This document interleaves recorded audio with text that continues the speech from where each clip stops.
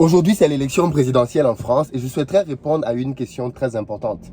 Quel candidat défend le mieux les intérêts de l'Afrique? Quel est le candidat qui, dans sa politique, veut mettre en œuvre des mesures qui vont permettre au continent africain d'émerger, de se développer? Alors, déjà, en préambule de cette vidéo, je tiens à préciser que il est évident que les Africains ne doivent attendre le développement d'aucun candidat, ok? Peu importe qui est élu. Et j'ai pris le temps de faire une petite analyse des candidats, de leurs propositions. Et je vais vous présenter dans quelques instants les principales propositions des candidats à l'élection française par rapport à l'Afrique. Qu'est-ce que Zemmour pense réellement? Qu'est-ce qu'il veut faire? Marine Le Pen, est-ce que c'est elle qu'il faut? Est-ce que c'est plutôt la continuité avec Emmanuel Macron? Ou alors même, est-ce qu'il faudrait plutôt aller vers des petits candidats? Ainsi de suite. On va en parler très clairement parce que la bonne nouvelle, c'est que justement, parfois, ils se sont exprimés. Et même ceux qui n'ont pas voulu dire grand-chose, on a pu choper à gauche, à droite des petites phrases qu'ils ont dites, qui ont laissé dévoiler quelles étaient leurs intentions s'ils arrivaient au pouvoir par rapport à l'Afrique. Alors, pour ceux qui se demanderaient, mais pourquoi on parle de ça? Une fois de plus, on en parle parce que le politique, bien évidemment, a un impact énorme sur le développement du continent africain. Et ceux qui vont être à la tête de la France vont, ça il faut le dire très clairement, avoir un rôle soit de frein, soit d'accélérateur pour l'Afrique. Pourquoi? Parce que, à moins que l'on soit aveugle, l'Afrique francophone reste encore la zone d'influence de la France. On a une histoire commune au travers de la langue, on est lié par la monnaie, on est lié par des bases militaires, on est lié par des accords coloniaux de sécurité, de protection, ainsi de suite. Il y a un certain nombre de choses qui lient des pays francophones à la France. Donc faire la personne qui ne voit pas quel impact un président français peut avoir en Afrique, alors qu'on sait que des présidents ont mis des gens au pouvoir, ont défait des pouvoirs, ont fait des coups d'État, ainsi de suite, bien évidemment que ce serait un peu naïf. Quelle est la vision que les candidats aujourd'hui en France défendent? Et je pense que c'est aussi important. Moi, je pense que, si ça ne tenait qu'à moi, les Noirs devraient voter de manière commune. C'est-à-dire, si les Noirs de France, ou les Africains de France, en incluant même le Maghreb, s'unissaient dans leur vote, croyez-moi, parce que ça, il faut bien être clair là-dessus, hein, l'homme politique n'est sensible qu'à ça. L'homme politique est sensible au vote. Si tu lui donnes ta voix, il va t'écouter. Et plus tu vas être en mesure de peser sur les élections, et plus il va t'écouter. Aussi simple que ça. Les Américains savent très bien faire ça. Et en France, moi je pense que les Noirs auraient eu tout intérêt à avoir un gros mouvement dans lequel ils votent de manière forte et commune. Pourquoi? Parce qu'ainsi, leurs revendications seraient bien évidemment davantage écoutées. Mais bon, quoi qu'il en soit, l'objectif ici pour moi, c'est de vous donner donc les propositions des candidats afin que, comme je disais, vous puissiez être alerte. Alors, petite parenthèse pour ceux qui ne le savent pas encore, on a nos formations qui se tiennent très prochainement, donc, et on va parler de marketing digital principalement, comment faire pour développer son business avec Internet. Donc, si vous êtes au Cameroun, Douala ou Yaoundé, ce sera le 23 avril à Douala, le 30 à Yaoundé, et puis ce sera le 21 mai à Paris. Les liens sont en barre de description pour prendre vos places. Et puis pour les amis qui sont au Gabon, très bonne nouvelle pour vous. On va se retrouver pour la première fois le 7 mai pour parler de vente. Comment faire pour pouvoir développer votre chiffre d'affaires grâce à des techniques de vente que je vais là aussi vous présenter. Pour toutes ces infos-là, rendez-vous en barre de description. Alors, je reviens à notre sujet. Et donc, pour ça, je vais devoir avoir besoin de mes notes parce qu'il y a eu beaucoup de choses à regarder. Et on va essayer de parcourir ça assez rapidement parce qu'il y a quand même beaucoup de candidats. Et je n'ai pas voulu sauter les petits candidats. Au début, je me suis dit, je me focalise sur les 4 premiers. Mélenchon, Pécresse, enfin 4 ou 5 premiers. Après, je me suis dit, non, il y a des petites pépites quand même qu'on peut trouver chez certains petits candidats. Donc, allons-y regarder tout le monde et parlons de tout le monde. Alors, Nathalie Arthaud. Tous ceux qui connaissent un peu la politique française savent qui est Nathalie Arthaud, l'anti-impérialisme. Elle c'est la candidate de lutte ouvrière. Elle parle de la relation France-Afrique en termes d'impérialisme, ok? Et bien évidemment, vous le savez, Lénine avait dit que l'impérialisme était le stade suprême du capitalisme. Et bien évidemment, pour Nathalie Arthaud, il est hors de question de perpétuer la domination des pays riches sur les économies des pays autrefois considérés comme étant des colonies. Elle considère donc la colonisation comme la mise à disposition de la grande bourgeoisie des sources de matières premières, d'une main-d'œuvre corvéable à merci et des territoires où investir leurs capitaux. Donc clairement, elle compte briser la source de cette domination, c'est-à-dire la propriété privée des moyens de production qui a conduit à la formation des grandes multinationales. Alors, bien évidemment, ici, on est face à une candidate qui est anticapitaliste et qui veut détruire ce système. Là, il s'agit de Nathalie Arthaud. C'est une toute petite candidate. Elle fait généralement moins de 1 ou 2% aux élections, mais elle est tout le temps là. Deuxième personne, Nicolas Dupont-Aignan. Lui, alors je ne vais pas me prononcer personnellement sur lui, mais lui, il veut renforcer notre coopération avec les pays africains afin de favoriser le développement de la région et d'éviter l'explosion des flux migratoires dans les prochaines décennies. Donc voilà, pour monsieur Nicolas Dupont-Aignan, les Africains font venir immigrer de plus en plus en France. Et pour empêcher cette immigration, il propose donc de renforcer la coopération avec les pays africains. Donc l'objectif, il est clair, hein. Il ne faut pas que les Africains viennent en France. Et pour ça, pour éviter ça, faisons un partenariat avec eux pour pouvoir leur permettre de s'en sortir chez eux. Pourquoi pas? Donc lui, il dit que il faut sortir de l'impasse de la repentance et de la culpabilisation postcoloniale par un dialogue franc permettant de régler les questions passées pour aller de l'avant et défendre nos intérêts communs. Donc, il reconnaît que le passé colonial n'a pas encore été réglé et qu'il faut le régler. Et il reconnaît qu'on a besoin de clarifier ces sujets avant de pouvoir continuer vers une relation un peu plus apaisée. Alors, il a prévu dans ce grand partenariat-là quelques mesures. Hein. Je vais lire, je vais essayer de retrouver pour pouvoir les lire. Parce que du coup, comme j'ai pris beaucoup de notes, il dit la mise en place d'une OPEP des denrées agricoles. Lui, il veut un grand partenariat agricole justement pour que les pays africains puissent se nourrir eux-mêmes de leur agriculture chez eux. En fait, c'est ça l'idée, hein, c'est de dire qu'il faut aider les Africains pour qu'ils restent chez eux. Voilà. Deuxième point, un nouveau plan Marshall visant à aider massivement les investissements agricoles dans les pays en développement. Donc voilà, lui, il veut que la France contribue à créer un plan Marshall. Donc un plan, on va mettre à disposition des pays africains de l'argent, des prêts, pour qu'ils puissent développer leur agriculture, pour que les Africains restent chez eux. C'est la finalité. Troisième, Anne Hidalgo, bien évidemment. Anne Hidalgo, maire de Paris, de gauche, socialiste, ne dit rien sur l'Afrique. Son programme, qui fait 44 pages, ne parle pas d'Afrique. Vous imaginez ça? Une socialiste, hein? Elle ne dit absolument rien. Par contre, j'ai pu retrouver dans une interview là où on lui avait posé une question par rapport à l'Afrique et tout, et notamment à Barkhane, l'armée militaire. Et elle a dit, il faut tout faire pour maintenir Barkhane. Tout faire, ok? Vous avez bien tout compris. Tout faire pour maintenir Barkhane. Il faut compléter cette opération militaire qui assure la sécurité des populations au Sahel, mais aussi notre sécurité en Europe par une politique qui doit être le développement et l'accompagnement du développement. Ok, donc voilà ce qu'elle pense. On ne va pas beaucoup m'étarder sur Anne Hidalgo. Quatrième candidat, Yannick Jadot. Lui, pour lui, c'est bien évidemment l'écologiste. Hein. Lui, il dit l'Afrique doit être abordée sous les angles solidaires et environnementaux. Nous transformerons l'aide au développement pour favoriser des partenariats solidaires.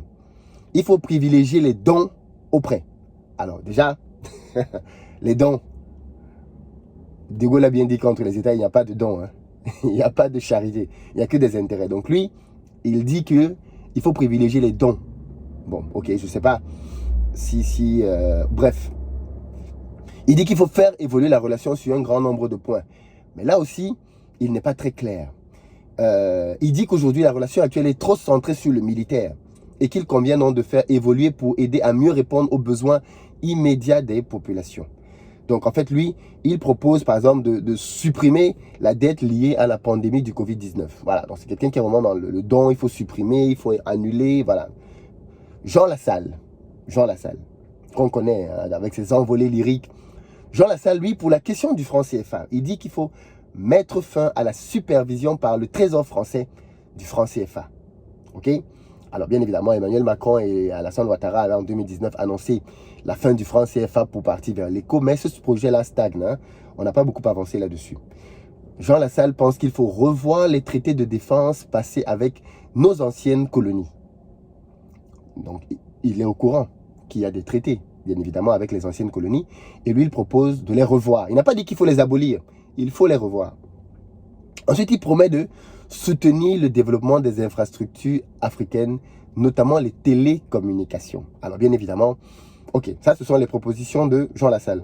Marine Le Pen, bleu marine. Alors, qu'est-ce que Marine Le Pen, la candidate d'extrême droite, propose? Elle qui sera probablement au second tour. Voilà, elle sera probablement au second tour.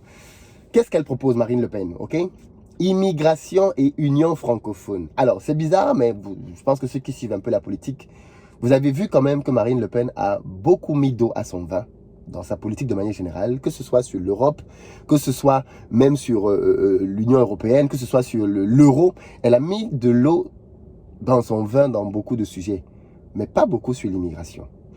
Alors bien évidemment, on va parler tout à l'heure d'Éric Zemmour aussi, qui lui est revenu reprendre des propositions un peu dures de l'extrême droite. Mais Marine Le Pen, elle dit que, alors je précise bien évidemment que Marine Le Pen est allée voir en Afrique le feu président tchadien. Elle aime aller jusque dans son village, ok? Donc c'est quelqu'un quand même qui est allé en Afrique il n'y a pas très longtemps de ça. Elle ne parle pas du continent africain dans ses 22 propositions, pas du tout. Par contre, elle parle bien évidemment de contrôler l'immigration. Ça, c'est une thématique centrale qui est développée chez elle. Et elle parle du fait qu'il faut mettre une... Alors, comment elle dit ça? Elle dit que voilà, il faut faire gaffe à la pression migratoire qui est en train de s'abattre sur la France. Et elle met en évidence la mauvaise gouvernance qui règne en Afrique. Et bien évidemment, les tensions et les changements climatiques qui vont pousser de plus en plus de personnes à vouloir venir en France. Donc elle aussi, bien évidemment, elle dit qu'elle ne veut pas que les Africains viennent remplir la France. Elle dit qu'il faut réarmer la France puissance. Ce qui veut dire, bien évidemment, qu'il faut aller combattre le terrorisme islamique là où il est, en Afrique et au Sahel. Voilà.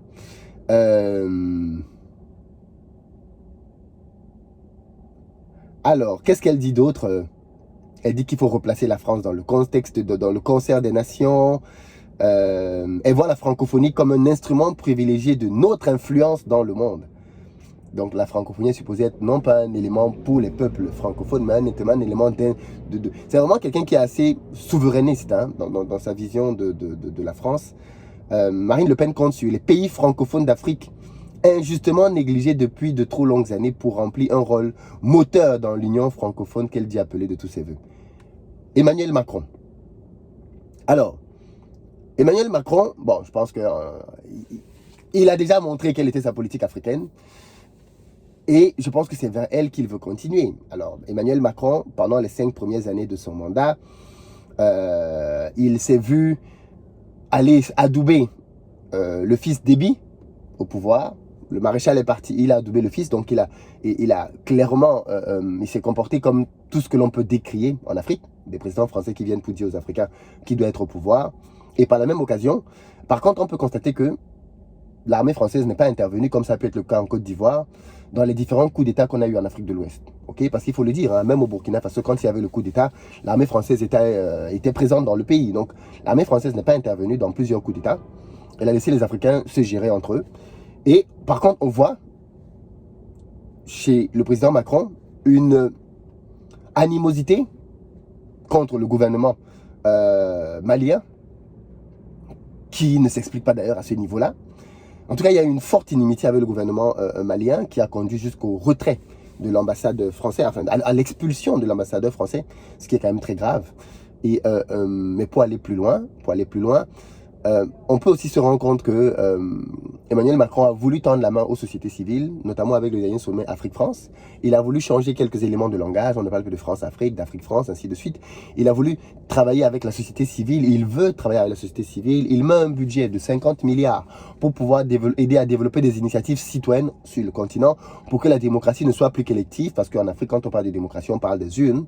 En fait, ce qu'Emmanuel Macron veut, c'est d'aider la population, les sociétés civiles, à devenir un réel contrepoids dans les sociétés, de telle sorte que les acteurs qui vont incarner des voies alternatives puissent être puissants et pouvoir peser sur les décisions démocratiques dans les pays. C'est ce qu'il veut faire, c'est l'initiative qu'il a. Et au fond, elle n'est pas mauvaise, cette initiative, de faire que dans nos pays, eh bien, que les dirigeants ne soient pas tout puissants, mais qu'il y ait un réel contre-pouvoir. Jean-Luc Mélenchon, la souveraineté des peuples. Alors, dans son programme, qu'il baptise l'avenir en commun, Jean-Luc Mélenchon décline 86 propositions qui sont liées au thème de l'environnement, de la citoyenneté ou encore de l'humanisation des peuples et de la société. Lui, il veut construire une société d'entraide ayant pour but l'harmonie des êtres humains entre eux et avec la nature. La politique extérieure, qu'il appelle une diplomatie altermondialiste pour la paix, on y trouve une proposition numéro 80 dans laquelle il parle de l'Afrique. Intéressant, la proposition numéro 80. Dans cette proposition, il dit clairement que il veut renforcer l'aide au développement au Sahel et la conditionner au respect des droits humains, démocratiques, sociaux et écologiques. Dites-moi en commentaire pour vous qui a la meilleure politique pour les Africains. Ensuite, il veut réviser, alors c'est où là? Réviser les accords de défense passés avec les pays africains pour qu'ils soient conclus dans l'intérêt des peuples et empêche toute ingérence dans les affaires intérieures des pays africains. Troisièmement, permettre aux pays africains des zones CFA, dont la partie ouest est devenue zone éco, d'avoir une monnaie dont ils soient les seuls maîtres et dont ils puissent définir les contours. Quatrième point, annuler les dettes odieuses de certains pays africains, c'est-à-dire les dettes contractées par des dictatures dans le seul but d'enrichir le clan au pouvoir ou d'engager des actions qui vont à l'encontre de l'intérêt général. Et puis cinquième, créer une commission d'enquête indépendante afin de faire toute la lumière sur les accusations de bavure à l'égard de l'armée française. On va dire quand même que Mélenchon est très concret dans ses propositions. C'est assez concret en tout cas, ce que Mélenchon propose. Ça a le mérite d'être clair. Valérie Pécresse, la droite, la candidate des Républicains, elle dit que Emmanuel Macron a eu un bilan très négatif en Afrique. Il a combiné communication et inaction et humiliation pour la France. Donc Pécresse propose pour sa part de rebâtir en Afrique, pays par pays, des partenariats fondés sur le respect et la liberté des peuples et restaurer l'image de la France afin de relever ensemble les défis économiques et migratoires du 21e siècle, la migration encore. Dans le volet défense, elle utilise les mêmes termes, souhaitant restaurer l'image et la place de la France sur des théâtres extérieurs et des zones de crise. Nous refuserons, alors bien évidemment, ce n'est pas très concret, hein, c'est beaucoup de phrases, c'est pas aussi concret par exemple que Mélenchon. Philippe Poutou, lui il dit, il veut la fin de la France-Afrique. Nous refuserons toujours le moindre compromis avec le nationalisme, le chauvinisme et le racisme. Notre campagne est résolument anti-impérialiste, anticolonialiste et internationaliste. Il s'agit bien évidemment ici de Philippe Poutou, le candidat anti-impérialisme. Ensuite, prenons Fabien Roussel, Solidarité avec les peuples, qui lui dit nos forces armées se désengageront du Sahel complètement. Ça, c'est ce que Fabien Roussel propose. Il souhaite construire les solidarités avec les peuples au service de la démocratie. Il estime que les forces françaises se sont enlisées en Afrique et il veut mettre fin aux accords économiques dévastateurs pour les pays du Sud. Il propose de mettre fin à l'ancien franc CFA rebaptisé ECO, afin de parvenir à la maîtrise des échanges et des investissements au service des biens communs, de la sécurité alimentaire et de la souveraineté économique des peuples et des nations. On va terminer avec Éric Zemmour, qui lui veut restaurer l'influence française. Il veut refonder notre relation avec l'Afrique pour y préserver notre influence. Waouh! Donc voilà quelqu'un qui veut chasser les Africains de France. Et pourtant, il veut venir en Afrique pour préserver l'influence française. Il dit qu'il veut mettre fin à la repentance coloniale et soutenir les États qui maîtrisent les flux migratoires. Tout tourne autour de la migration chez Zemmour. Ceux qui maîtrisent les flux migratoires, on va les aider. C'est à travers le prisme migratoire, bien évidemment, que Éric Zemmour appréhende les affaires étrangères. Il promet par exemple de mettre notre diplomatie au service de notre politique migratoire. Donc, il dit qu'il veut que l'armée française soit mise au service du rayonnement de la France dans le Sahel. Nos bases de réaction rapide dans les zones et nos partenariats avec les forces locales. Donc voilà, le but n'est pas ici pour moi de vous dire qui je vote ou qui vous devez voter, ce n'est pas l'objectif, mais plutôt de vous présenter clairement, et c'est ce que j'ai fait, ce que chacun des candidats dit par rapport à l'Afrique. Qu'est-ce que vous en pensez? Qui est-ce que vous pensez être le meilleur candidat pour l'Afrique? Qui est-ce que vous pensez qu'il faut soutenir? Puis qu'est-ce que vous pensez de l'initiative que j'ai proposée en début de vidéo consistant à dire que les Africains, les Noirs, devraient constituer, partout là où ils sont, des groupes solides de vote, de telle sorte que leurs intérêts soient compris. Parce que si les Africains, je pense, étaient un bloc qui votait ensemble, rien que le Maghreb en France représente plus de 10% de la population française. Vous imaginez 10% de la population française? Si en plus tu rajoutes tous les Noirs, je pense qu'on peut être déjà facile à 15% de la population. 15% de la population française qui vote massivement. Tu ajoutes à ça les dom-toms, qui votent massivement pour un seul candidat. je pense que les gens comme Zemmour et autres n'existeraient pas. L'extrême droite n'existerait pas. Parce que le pouvoir électoral serait tellement puissant qu'ils ne pourraient pas tenir certains propos qu'ils tiennent. Dites-moi ce que vous en pensez dans les commentaires. Et bien évidemment, parmi les candidats que j'ai listés, lequel vous semble être le plus à même de défendre les positions qui vous semblent être celles qui feront avancer le continent africain. Dites-moi ça dans les commentaires. J'attends vos réactions. À tout de suite.